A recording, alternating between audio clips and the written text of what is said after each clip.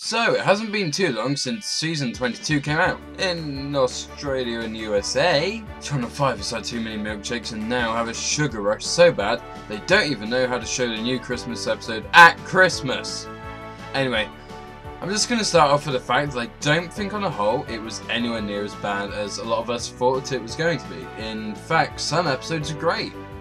Some were just awful though, but at least those weren't what all the other episodes were like. So my thoughts on the new series before it came out were definitely cynical, since I thought it would be like some cringy learn your ABCs with random wacky things thrown in, which it wasn't for the most part. So I'm making this review because the majority of BWBA reaction/reviews consist of just kids screaming at their computer, which is not great. However, I'm not going to cover the film because people have actually made good reviews of that, like a lot of people have. So unless people ask for it, I won't make a film review, and these videos, providing people want more of them, which I don't know yet, will just be about the actual BWBA series. So we'll start with episode 1, and if people like this and want more of it, we will go through the order of the episodes on the wiki, because you know, the UK hasn't decided what their order is yet, or if there even is an order. So, yeah, fun. So, first things first, Mattel, why would you start with one of your worst episodes? I rather enjoyed BWBA and had a lot of hope for the series. This episode really wanted me to lose that though, so haha. Anyway, let's start off with the new intro, which plays before every new episode. Oh, look everyone, it's Thomas! Oh, careful there, Thomas. You came off the track for a second. Thomas? But the flaming blossom, what's that? And now a drift? What, the massive jump wasn't big enough of a thrill for you? Don't you look so happy when you've just pulled a dangerous stunt like that? How drunk did you have to get your crew to let you do that? You smile at me like that, Thomas. I know your game. So, yeah, I mean, in a very bad way, the new intro is basically this.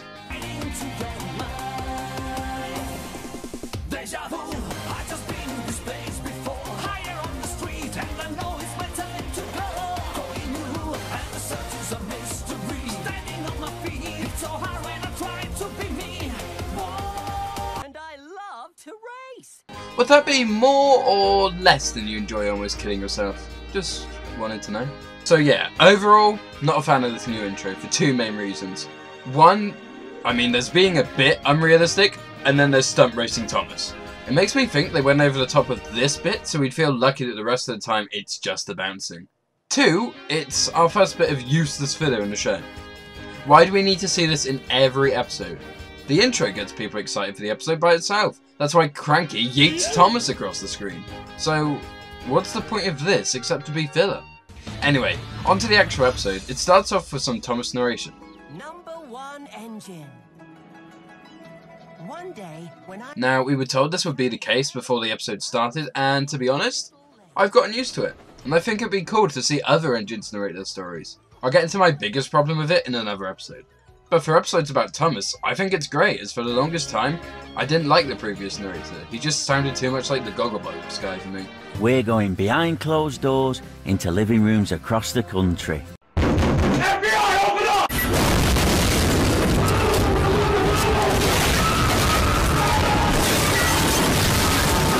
Which really made me cringe at the time. Although, I did grow to like and not mind the voice.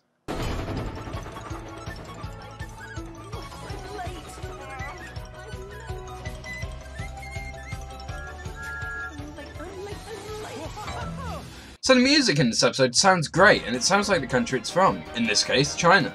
However, a problem that I often get in this series is that I don't know China landscapes at all. So I have no idea if this weird looking circle thing is an awful thing they, for some reason, modelled, or if it actually exists. Turns out, while it's not too accurate, this does exist. And while that's cool, I feel the show should give us an explanation of what it is, instead of just throwing it in.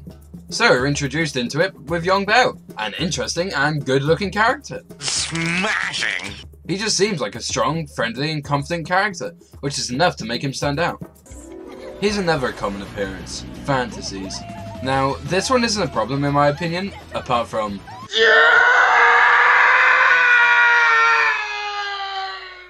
I don't mind this fantasy, because it's Thomas imagining more than he is, which is a common theme, especially in The Great Race.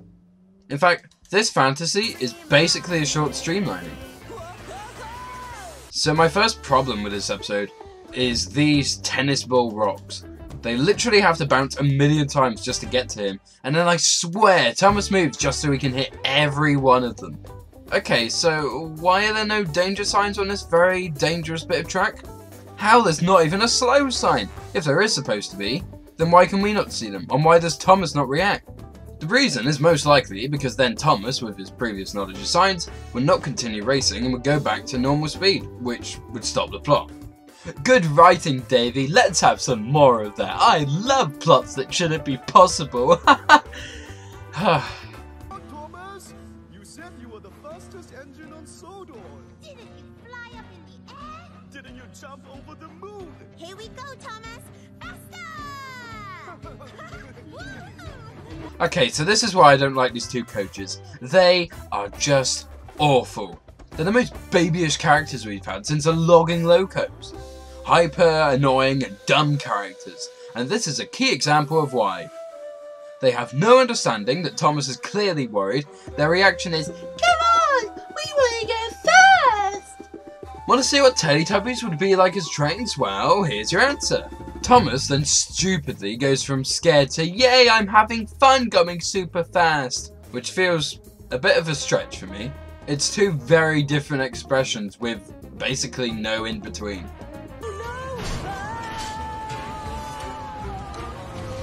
And that's why you don't bounce, Thomas. Also, for all those times you talked about Duke, you didn't remember his lesson about washing the tracks, did you? Reason 2 for hating other coaches, which further proves that they are baby characters. When they aren't super happy, they're crying babies. There is no in between, just like a baby. Sorry, Thomas.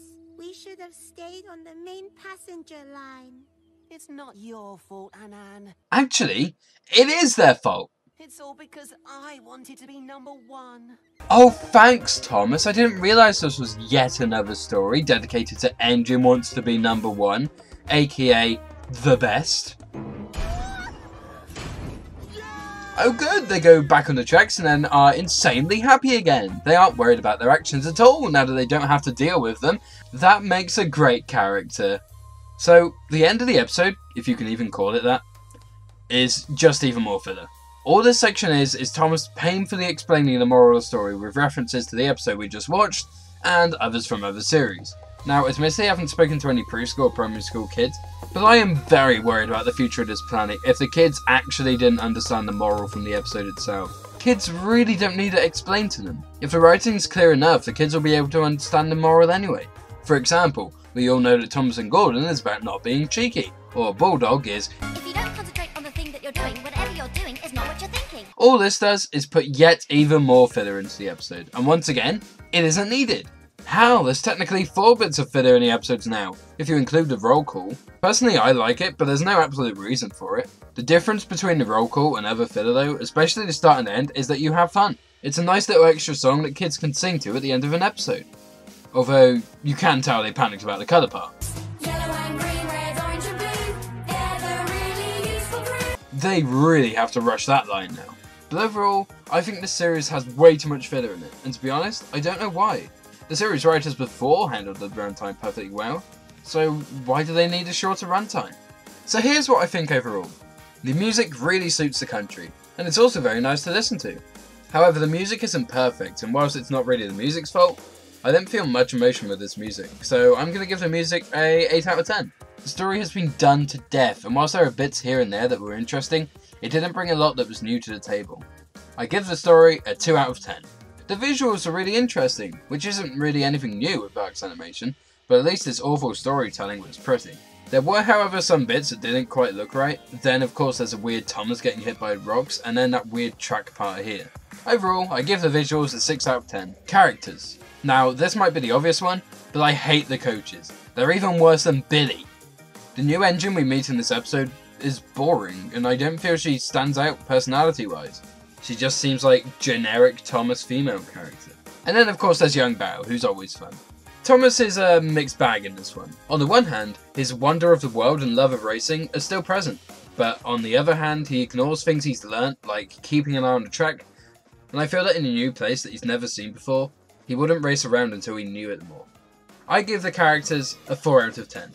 So overall, I really don't like this episode. It has a lazy overdone plot, it pilots the worst coaches, however, the music was very nice, and for the most part, the visuals are nice. So I give it a 4 out of 10. That means that overall, this episode gets a 24 out of 50. The number might look high, but without Ark's great visuals and nice music, this episode would be spluttering. And so that is the end of my first review. Now, this is a new type of video that I'm testing out. So if you could please tell me in the comments what you liked and disliked about the video, I would appreciate it. Also, would you want to watch more videos of me reviewing Series 22? If enough people say yes or like the video, I'll do another review. I already have one written for Forever and Ever, but if people don't want more, then it'll be binned. So until next time, thanks for watching, and bye!